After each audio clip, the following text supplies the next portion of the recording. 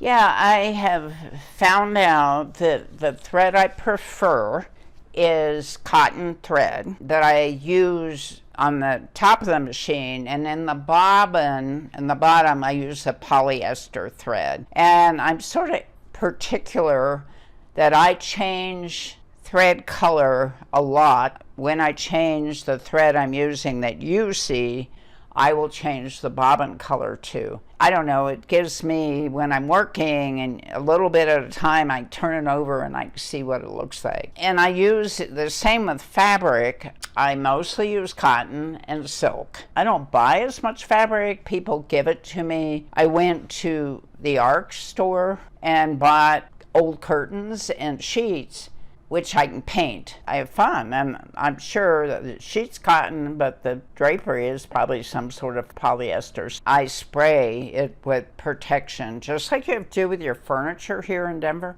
and I make sure it's protected. Some artists talk about archival. I think it's pseudo for me because of so many things I'm using. Yes, I think they will last. I know people have their grandmother's quilts or their great-grandmother's quilts hundreds of years later, and they're fine.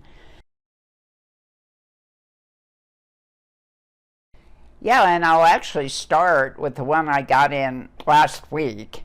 It's called Visions. It's very competitive for the art quilt artist, and it's in San Diego. The first time I got in that show, I won, I think it was the most liked by the attendees prize. So, I got a check, which is always nice. And so the first time I won a prize was at the Art Students League. Again, fiber was unique.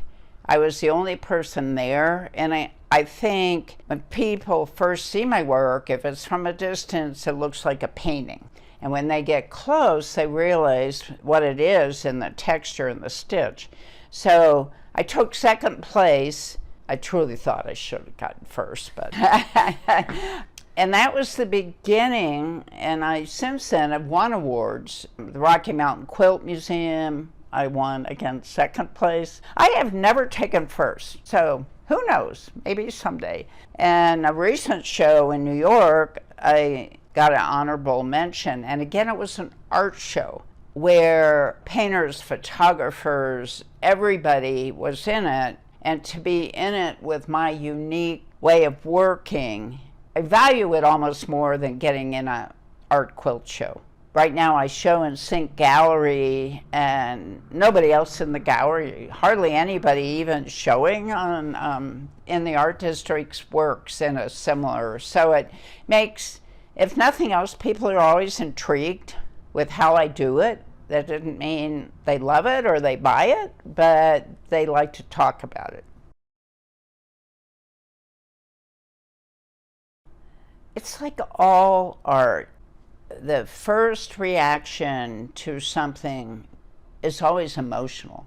They react to a landscape, it brings back fond memories. Like I sold a piece last year that was based on actually being in the Smoky Mountains in the spring when everything was green.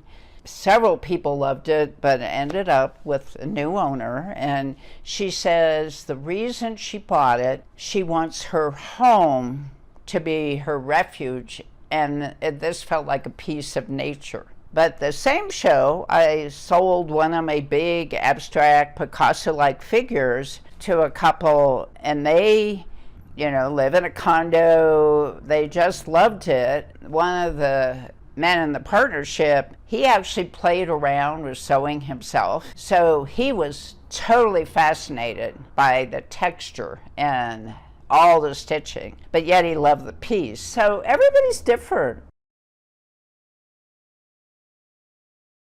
I started playing more with social media. I'd always posted on Facebook, not as much Instagram, and I had a newsletter I've done probably for 10 years. But I said it was time to push it up.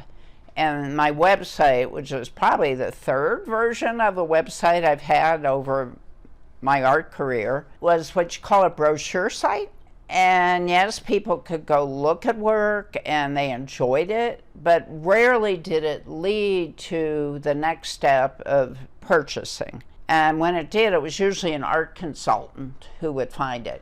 So I decided, let's look at a way to sell, and I found a platform called Art Storefronts, and I was so impressed with everything they do and the support they offer both clients and the artists that I went with them. And now I can sell prints on my website, sell my originals. This new adventure, it's great. I'm learning a lot, and I think that more people will see my work. And the nice thing about prints, yes, it's hard to get the kind of detail of my original work.